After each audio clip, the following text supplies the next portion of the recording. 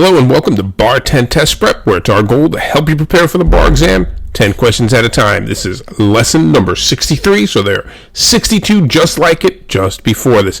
If you like our content, don't forget to like, subscribe, and click the notification bell so that you can be updated every time we upload new content.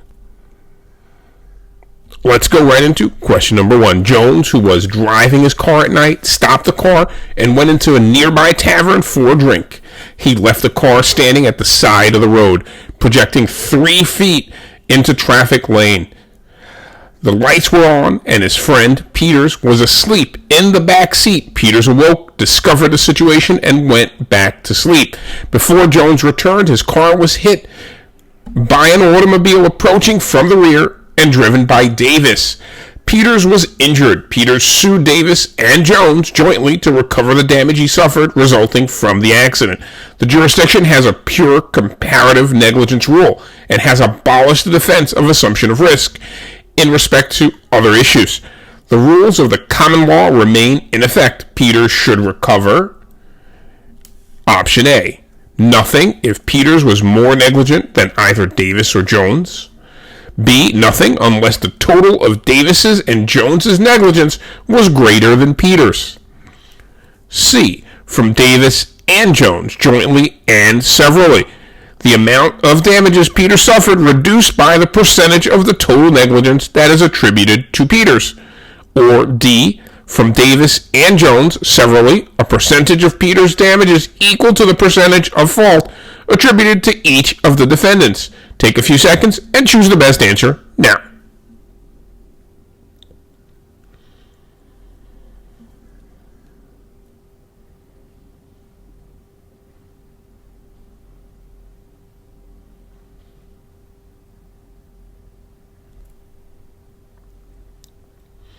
I hope you chose option C, from Davis and Jones, jointly and severally, the amount of damages Peters suffered reduced by the percentage of the total negligence that is attributed to Peters. If more than one person is a proximate cause of the plaintiff's injury, the harm is indivisible. It cannot be separated amongst defendants or amongst parties. Then each defendant is liable in essence for the entirety of the harm. This is referred to as joint and several liability. We've heard this before. It's not anything new. If, however, the harm is divisible, then each defendant is only liable for the identifiable portion that is related to them. Comparative negligence is the reduction of plaintiff's recovery by the percentage of fault attributed to that plaintiff. In pure comparative negligence, the plaintiff can recover no matter how great their comparative negligence is. In this case, Jones left his car standing at the side of the road, projecting 3 feet into the traffic lane. Jones left the lights on, yet Davis still hit Jones's car from the rear. Davis and Jones were each the proximate cause of Peters' injury, and the harm is indivisible, so each defendant is liable for the entire harm. However, Peters' recovery will be reduced by the percentage of fault attributed to Peter himself by going back to sleep after discovering that Jones had left the car in the middle of the intersection. Therefore, Peters should recover from Davis and Jones, jointly and severally, the amount of damages Peter suffered, reduced by the percentage of the total negligence that is attributed to he himself, Peters, i.e. Peters. Let's look at the other 3 options and see why they're not as correct. Option number A, nothing if Peters was more negligent than either Davis or Jones. This would not be a comparative negligence example. Here, it would in essence be if there is any liability on the part of the plaintiff and that liability shall exceed more than 50%, then that person shall not be able to recover. That is not a description of comparative negligence. So A should be eliminated. B, nothing unless the total of Davis's and Jones' negligence was greater than Peters. Again, this is not a comparative negligence description. Here, we're looking at the defendants and whether there is any liability, and then we reduce by the liability of the plaintiff. So that would not be a description of comparative negligence, and A and B should be eliminated. D, from Davis and Jones, severally, a percentage of Peters' harm equal to the percentage of fault attributed to each of the defendants. So the issue here is that the injury is non-divisible. It's not possible to tell which defendant has what percentage of injury. So as a result, D would be legally and factually impossible. So C would be the only answer that you're left with as a possible correct answer. I hope you got it right. Question number 2. For several weeks, Mater, a wealthy unemployed widow, and Nirvana Motors Inc. negotiated unsuccessfully over the purchase price of a new Mark 20 Rolls-Royce sedan. I hope I said that right. I'm not in the appropriate income stream to actually even know what car that is. Which, as Nirvana knew, Mater wanted her son Dilbert to have as a wedding gift. On April 27th, Nirvana sent Mater a signed, dated memo saying, if we can arrive at the same price within the next week, do we have a deal? Mater wrote yes, and her signature at the bottom of this memo, and delivered it back to Nirvana on April 29th. On May 1st, Mater wrote Nirvana a signed letter offering to buy one new Mark 20 Rolls-Royce sedan with all available equipment for $180,000 cash on delivery, not later than June 1st. By coincidence, Nirvana wrote Mater a signed letter on May 1st offering to sell her one new Mark 20 Rolls-Royce sedan with all available equipment for $180,000 cash on delivery, not later than June 1st. These letters crossed in the mail and were respectively received and read by Mater and Nirvana on May 1st. If Mater subsequently asserts and Nirvana denies that the parties had a binding contract on May 3rd, which of the following most persuasively supports Mater's position? A sale of goods contract may be made in any manner sufficient to show agreement, even though the moment of its making is undetermined. B, a sale of goods contract does not require that an acceptance be a mirror image of the offer. C, with respect both to the making of an agreement and to the requirement of a consideration, identical cross offers are functionally the same as an offer followed by a responsive acceptance. Or D, since Nirvana was a merchant in the transaction and Mater was not, Nirvana is estopped to deny that the parties' correspondence created a binding contract. Take a few seconds and choose what you believe to be the best answer now.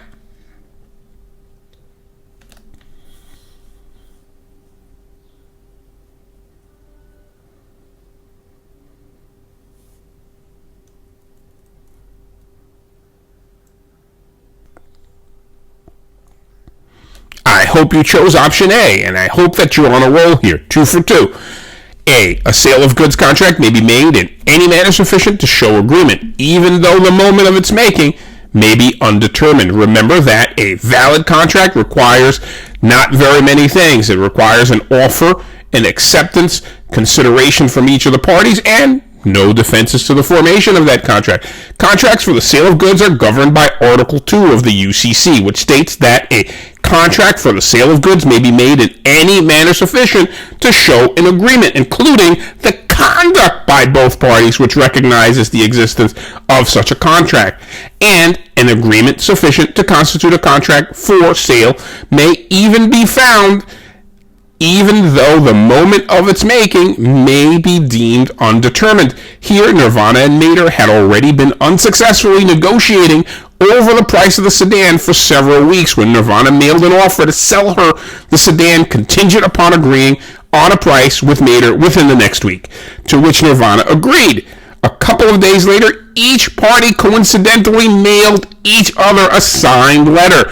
Mater offered to buy the sedan for $180K and Nirvana offered to sell the sedan for $180K. The letters were received and read the next day by each of the parties. By this point, it's clear Nirvana and Mater had a meeting of the minds and had agreed upon the terms of a contract and a price specifically.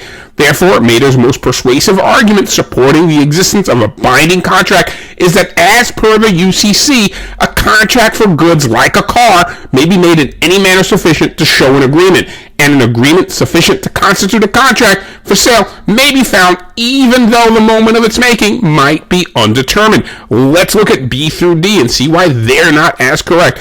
B, a sale of goods contract does not require that an acceptance be a mirror image of the offer. Let's think this through a little bit. Let's say that you make an offer to purchase a Mark 20 Rolls-Royce with power windows, and the offer in response is a Mark 20 Rolls-Royce without power windows. And let's say there are several other terms to that contract. Ultimately, if you're making an offer to purchase an item, you're making an offer to purchase that item. So the terms and the mirror image issue is a problem. It generally would not apply, so B would not usually be correct. C, with respect both to the making of an agreement and the requirement of consideration, identical cross offers are functionally the same as an offer followed by a responsive acceptance. While this seems to be a pretty valid response on its face, what we are missing here is a specific noting of the issue at hand, which is a temporal issue. When did the contract come into existence? When did the agreement form? Finally, interpreting as an offer as an acceptance, or in essence, a functionally the same argument, what we're looking at is that then it becomes an issue of which is the offer and which is the acceptance, rather than looking at it as a meeting of the minds and a contractual agreement. Because realistically, depending on who is deemed to have made the offer and who is deemed to have made the acceptance, the possible outcome under different scenarios might in fact be different. So we must look at it as a holistic approach. Option number D. Since Nirvana was a merchant in the transaction and Mater was not, Nirvana is a stop to deny that the parties' correspondence created a binding contract. Now, the fact that one of the parties may be a merchant in a transaction might be relevant under certain circumstances, but in the formation of a contract, that would generally not be the case. There would be certain assumptions based on language that is perhaps left out of the contract. However, the formation in and of itself is not one of those items that can be assumed. Let's move on to question number 3. The Federal Automobile Safety Act establishes certain safety and performance standards for all automobiles manufactured in the United States. The Act creates a 5-member automobile commission to investigate automobile safety, to make recommendations to Congress for new laws, to make further rules establishing safety and performance standards, and to prosecute violations of the Act. The chairman is appointed by the president. 2 members are selected by the president pro tempore of the Senate, and 2 by the Speaker of the House of Representatives. Minicar Inc., a minor United States car manufacturer, seeks to enjoin enforcement of the Commission's rules. The appropriate decision for the court is to A. Allow the Commission to continue investigating automobile safety and making recommendations to Congress. B. Allow the Commission to prosecute violations of the Act, but not allow it to issue rules. C. Forbid the Commission to take any action under the Act. Or D. Order that all members of the Commission be appointed by the President by and with the advice and consent of the Senate. Take a few seconds and choose the best answer now.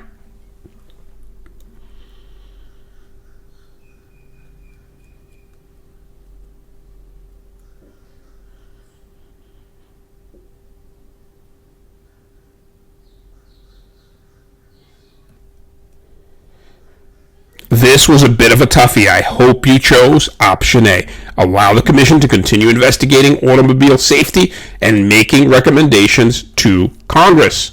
Congress has the power to legislate, and as part of this power, Congress is permitted to investigate. However, the power to enforce the laws to ensure that they are faithfully executed is a power of the executive branch. In this case, the Act created a 5-member automobile commission to investigate automobile safety and to make recommendations to Congress for new laws, to make further rules establishing safety and performance standards, and to prosecute violations of the Act. This commission is definitely permitted to investigate and make legislative recommendations to Congress, but it is not permitted to prosecute violations of the Act because 2 of the members are appointed by the legislative branch. As such, the court should allow the commission to continue investigating and making recommendations to Congress, but the commission cannot prosecute violations of the act, as it would be a breach of the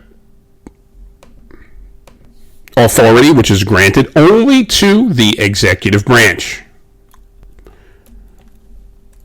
Question number 4. Professor Merrill, in a lecture in her psychology course at a private university, described an experiment in which a group of college students in a neighboring city rushed out and watched cars stopped at traffic lights during the rush hour.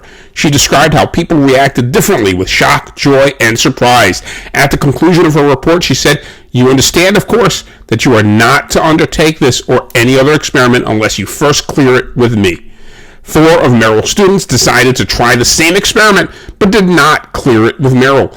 One subject of their experiment, Carr, said, "I was shocked. There were 2 people on each side of the car. At first I thought negatively. I thought they were going to attack me and thought of driving away. Then I quieted down and decided there were too many dirty cars in the city anyway. Charitable immunity has been abolished in this jurisdiction. If Carr asserts a claim against the students who watched his car, his best theory is A, assault, B, negligence, C, invasion of privacy, or D, false imprisonment. Take a few seconds and choose what you believe to be the best answer.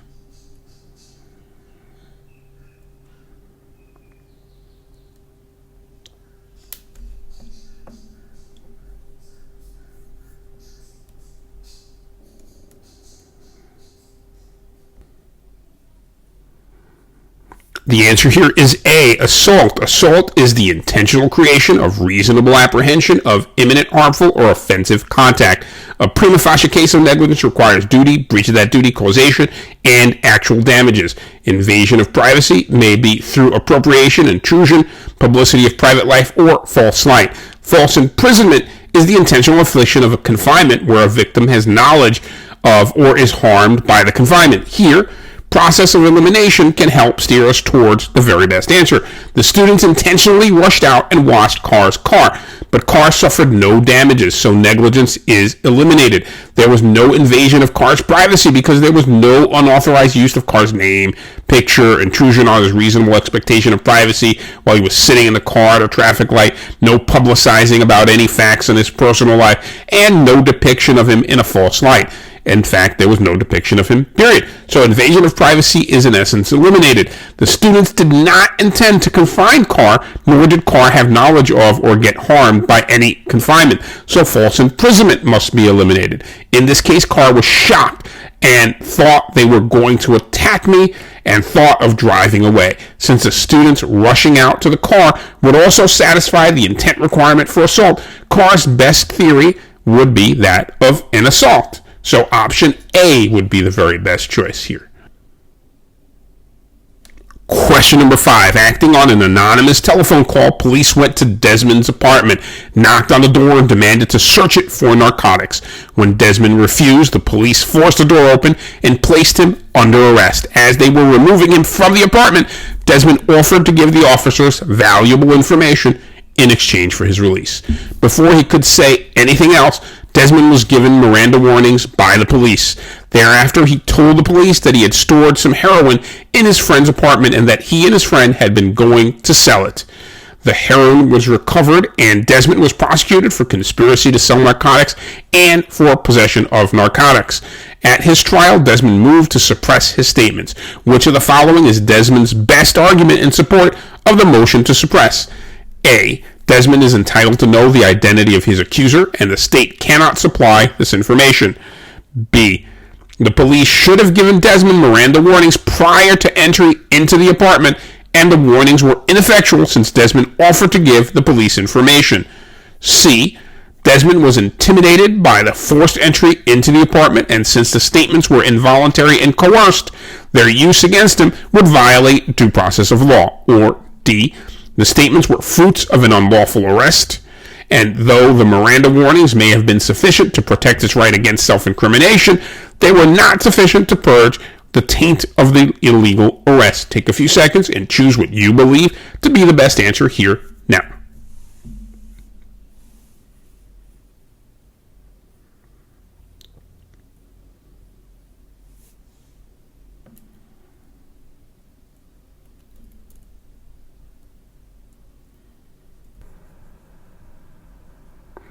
hope you chose option D. The statements were fruits of an unlawful arrest, and though the Miranda warnings may have been sufficient to protect the rights against self-incrimination, they were not sufficient to purge the taint of the illegal arrest. There is a right against self-incrimination under the Fifth Amendment.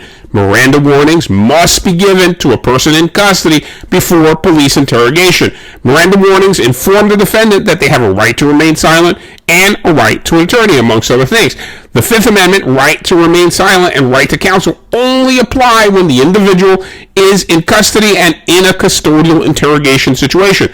The Due Process Clause of the 14th Amendment requires that confessions be voluntary to be admissible. Voluntariness is generally judged and is determined by looking at the totality of circumstances, the totality of facts surrounding the arrest. If a defendant's constitutional rights are violated in connection with a criminal prosecution or with an arrest, the exclusionary rule is the best defense. Here, it requires the exclusion of all evidence obtained in violation of those rights and all derivative evidence, i.e. fruit of the poisonous tree. Here, Desmond received proper Miranda warnings. It's not an issue. After he was arrested, Desmond decided to continue speaking to the police, and he himself confessed to the heroin. Smart David, right? That's definitely one of his strong suits here. The circumstances around his confession do not indicate that he was coerced, because he himself offered quote-unquote valuable information in exchange for his release as he was being removed from the apartment. Desmond's best argument to suppress his statements would be to attack police conduct before the Miranda warnings were given and before his confession. If Desmond's arrest violated his constitutional rights, then the statements obtained in violation of such rights would be excludable from evidence under the exclusionary rule. Accordingly, Desmond's best argument is that the statements were fruits of an unlawful arrest, i.e., fruits of a poisonous tree, and though the Miranda warnings may have been sufficient and may have been appropriate to protect his rights against self-incrimination, they were not sufficient to purge the taint of the illegal arrest. Let's look at options A through C and analyze why they're not as correct. A. Desmond is entitled to know the identity of his accuser, and the state cannot supply this information. Well, we're not told in the core of the question that the complaining witness is not identified to the defendant, so that's not an issue here. So A should be eliminated right off the bat. B, the police should have given Desmond Miranda warnings prior to entry into the apartment, and the warnings were ineffectual once Desmond offered to give the police information. That's incorrect on two levels. One, when they were entering the apartment, they did not intend necessarily to take Desmond into custody. Miranda warnings should be given once the individual is in custody. When they were entering the apartment, they had no basis to actually formulate an arrest. Two, with regards to the Miranda warnings becoming ineffectual once Desmond offered to give the police information, that's inaccurate. At that juncture, the Miranda warnings still stand. This is, in essence, an exception to the Miranda warning. So that is not an accurate retelling of the situation on two different levels. C, Desmond was intimidated by the forced entry into the apartment, and since the statements were involuntary and coerced, their use against him would violate due process. Well, in our analysis, we already noted these statements were definitely not coerced. He was ultimately trying to negotiate. He himself was trying to get the upper hand. So arguably, there was no coercion here. So D would be the only correct answer here. Let's move on to question number 6. On June 1st, Bar10, Inc., a widget manufacturer, entered into a written agreement with Mako, Inc., a tool maker, in which Mako agreed to produce and sell to Bar10 12 sets of newly designed dies in order to be delivered on August 1st for the price of $50,000, payable 10 days after delivery. Encountering unexpected expenses in the purchase of special alloy steel required for the dies, Mako advised Bar10 that production costs would exceed the contract price. And on July 1st, Bar10 and Mako signed a modification to the June 1st agreement, increasing the contract price to $60,000. After timely receipt of 12 sets of dies conforming to the contract specifications, Bar10 paid Mako $50,000 but refused to pay more. Which of the following concepts of the UCC, dealing expressly with the sale of goods, best supports an action by Mako to recover $10,000 for breach of Bar10's July 1st promise? A, bargain for exchange. B, promissory estoppel. C, modification of contracts without consideration. Or D, unconscionability in the formation of contracts. Take a few seconds and choose what you believe to be the best answer now.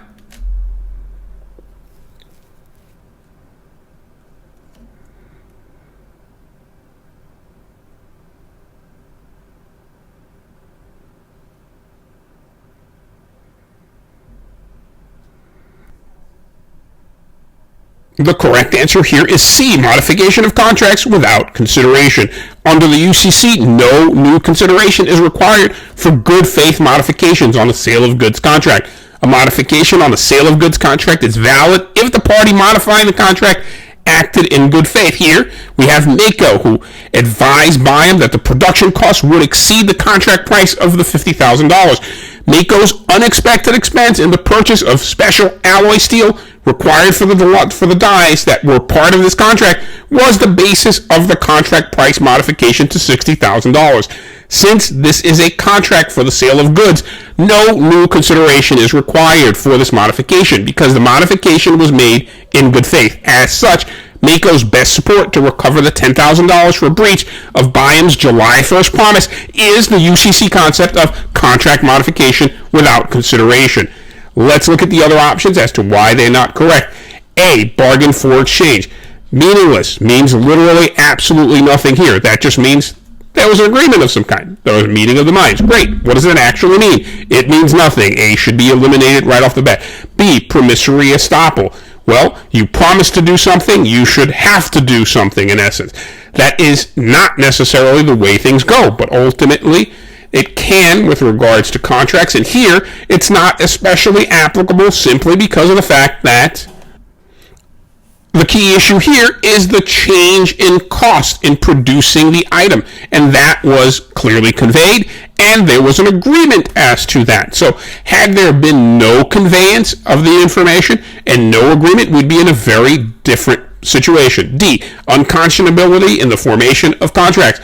Now, well, the contract was actually not, in fact, unconscionable at the formation of the contract. It became an issue subsequent to the formation of the contract, right? The contract initially was fine. The price seemed to have changed subsequent to the meeting of the minds and the signing of the contract. So D would not be appropriate. So the only viable answer here of the four would have been C, and that be your correct answer. Let's move on to question number 7. Realco Realtors acquired a large tract of land upon which Realco developed a mobile home subdivision. The tract was divided into 60 lots. Appropriate utilities were installed, and a plat of the entire tract, including a declaration of restrictions, was properly drawn and recorded. The declaration of restrictions included the following clauses. Number 3, ownership and or occupancy are restricted to persons 21 years of age or over, one family per lot. As the separate lots were sold, the deed to each lot included the following provision. As shown on recorded plat and subject to the restrictions therein contained, one of the lots was purchased by Dawson, who now resides in a mobile home on the lot together with his wife and 2 children, aged 11 and 13. Other lot owners in the subdivision brought action against Dawson to enjoin further occupancy by the children under 21 years of age. If judgment is for Dawson, the issue that most likely will determine the case will be whether A, the mobile home is treated as personalty or realty. B, the restriction constitutes an unlawful restraint on alienation. C, enforcement of the restriction is considered a violation of the Equal Protection Clause of the 14th Amendment of the United States Constitution. Or D, the terms of the restriction are expressly repeated verbatim in Dawson's deed. Take a few seconds and choose what you believe to be the best answer now.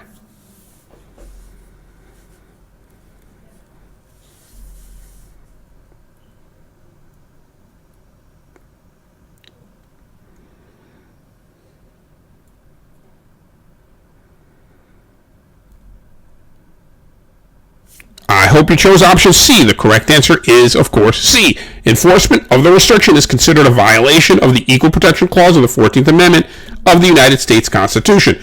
Equal protection is invoked when a law treats one person or class of persons differently than others. In this case, the lots in the mobile home subdivision restrict occupancy to persons 21 years of age or over. This is a discriminatory restriction based on age classification. As such, if judgment is for Dawson, the issue that most likely will determine the case will be whether enforcement of a restriction is considered a violation of the Equal Protection Clause of the 14th Amendment of the United States Constitution. Let's look at the other options. A, the mobile home is treated as personalty or realty. Not especially relevant. The contract is the contract. The issue is the contract and the viability of the contract and whether the agreed upon terms violate the Constitution. B, the restriction constitutes an unlawful restraint on alienation.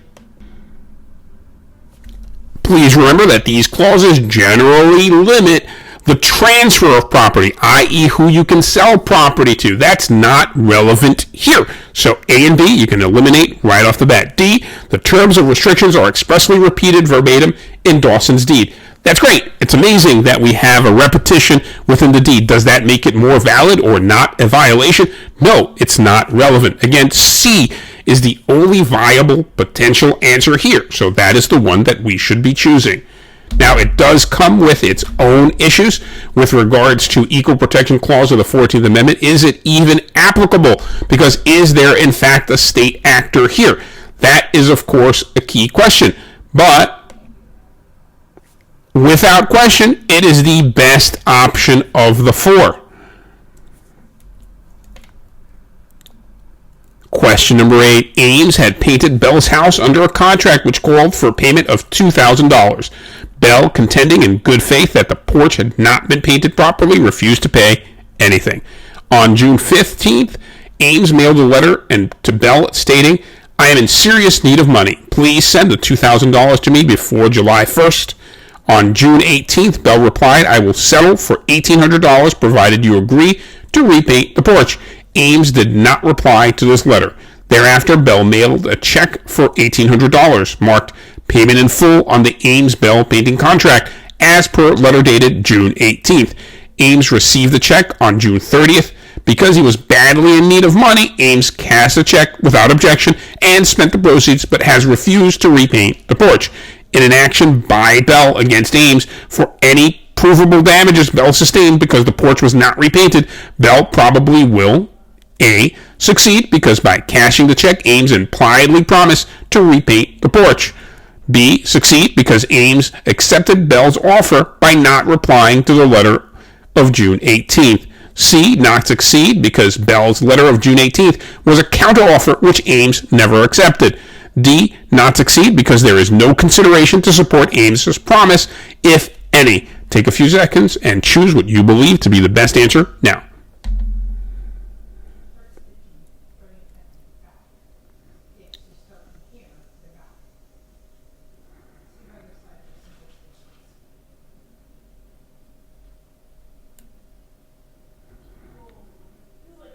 I hope you chose option A, succeed by cashing the check. Ames impliedly promised to repaint the porch.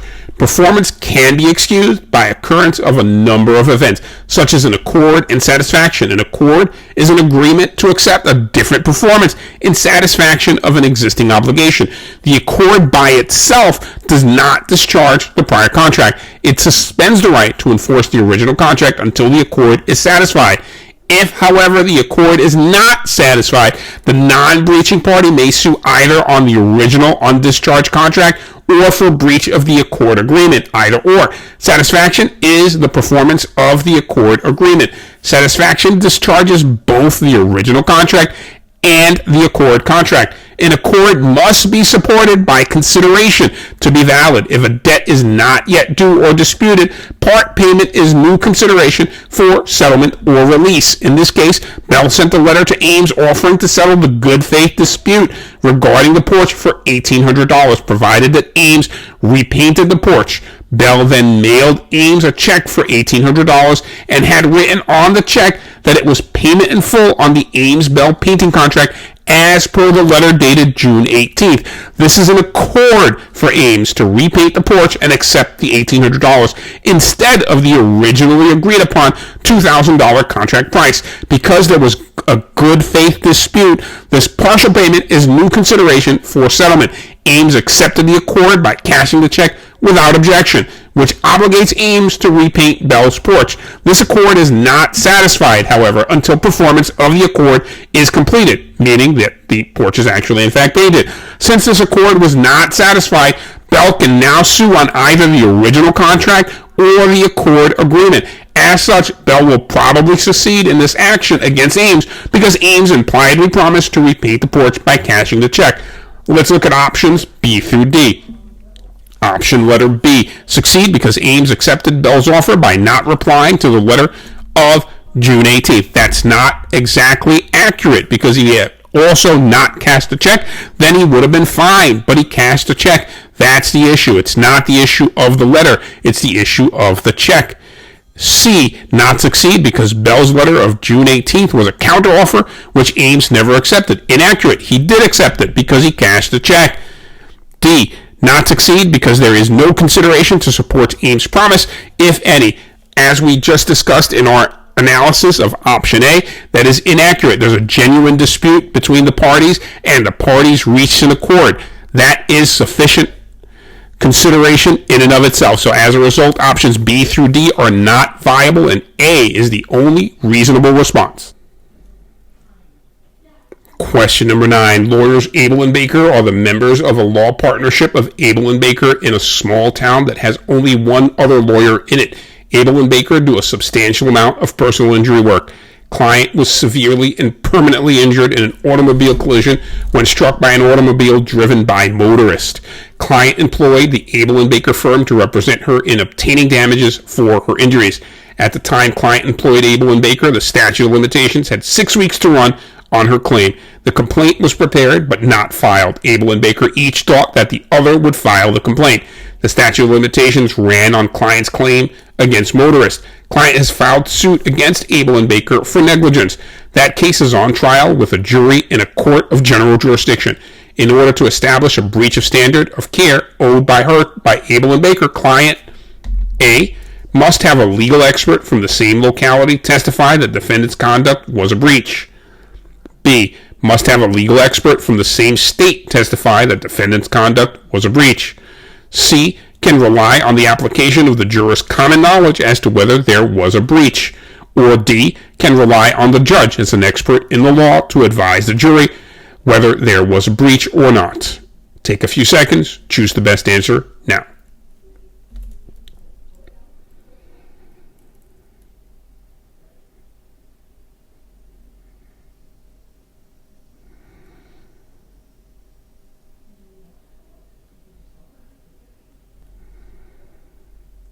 The correct answer here is clearly C, can rely on the application of the juror's common knowledge as to whether there was a breach. Remember that to establish a prima facie case of negligence, the plaintiff must prove a duty, breach of that duty, causation, and then actual damages. The standard of care for professionals or someone with special occupational skills is the level of knowledge and skill that is commonly possessed by the members of the profession or occupation in good standing in similar communities. Where the defendant's conduct fails to conform to the applicable standard of care, the defendant has breached their duty of care to the plaintiff. Here, client will offer evidence establishing that neither Abel nor Baker filed the complaint within the statute of limitations.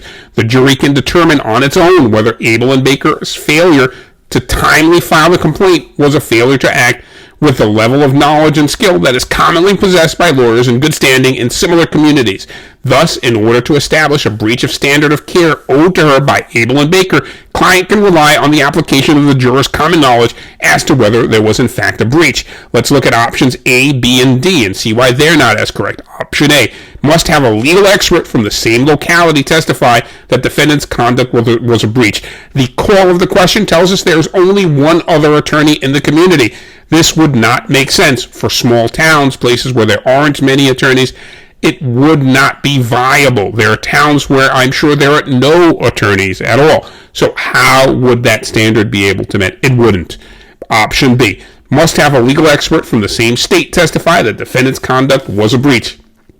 Generally, having an expert as an attorney testify that there is a breach would be an undue burden on any plaintiff. So generally, the court's not going to make such a requirement. And usually, much like every other profession, there aren't very many attorneys that like to point the finger at other attorneys and very directly state, yes, there was negligence here. So that's probably not going to be a very good standard for most plaintiffs. D, can rely on the judge as an expert in the law to advise the jury whether there was a breach. D, well, what is the purpose of having a jury there to begin with if the judge is telling them if there's been a breach or not? Isn't the jury the trier of fact? So D just gets too convoluted and too out there, too gray. We don't want it. The court system would never work that way, and no judge would advise any jury as to the law in such a manner, because the judge is not to give legal advice to anyone. This would constitute legal advice. So A, B, and D would not be correct, and you'd be left with only C as a possible option. Question number 10. Adam and Bailey, brothers, operated an illicit still. They customarily sold to anyone unless they suspected the person of being a revenue agent or an informant. One day, when Adam was at the still alone, he was approached by Mitchell, who asked to buy a gallon of liquor. Mitchell was in fact a revenue officer. After Adam had sold him the liquor, Mitchell revealed his identity. Adam grabbed one of the rifles that the brothers kept handy in case of trouble with the law and shot and wounded Mitchell. Other officers hiding nearby overpowered and arrested Adam. Shortly thereafter, Bailey came on the scene. The officers in hiding had been waiting for him. One of them approached him and asked to buy liquor. Bailey was suspicious and refused to sell. Smart man. The officers nevertheless arrested him. Adam and Bailey were charged with conspiracy to violate revenue laws, illegal selling of liquor, and battery of the officer. On the charge of battery, which statement concerning Adam and Bailey is true? A, neither is guilty. B, both are guilty. C, Adam is guilty, but Bailey is not, because the conspiracy had terminated with the arrest of Adam. Or D, Adam is guilty, but Bailey is not, because Adam's act was outside the scope of the conspiracy. Take a few seconds and choose what you believe to be the best answer now.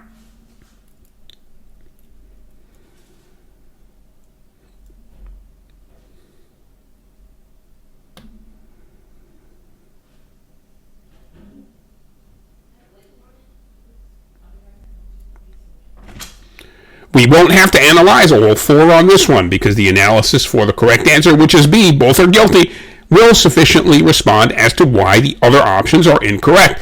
Conspiracy is an agreement between two or more people to commit a crime. Each co-conspirator is liable for the crimes of all the other co-conspirators if the crimes were reasonably foreseeable and committed in furtherance of that conspiracy. The reasonably foreseeable standard is what is key here.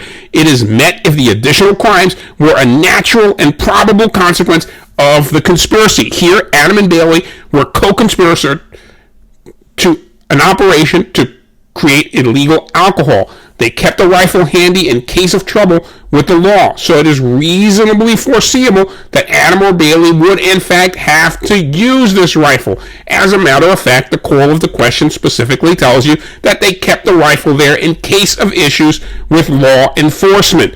So that being said, the gun was then in fact used against the revenue officer as a natural and probable consequence of operating this illegal still. When Adam shot Mitchell, it was in furtherance of the conspiracy of running that still to operate this illegal business. As such, each co-conspirator is liable for the battery.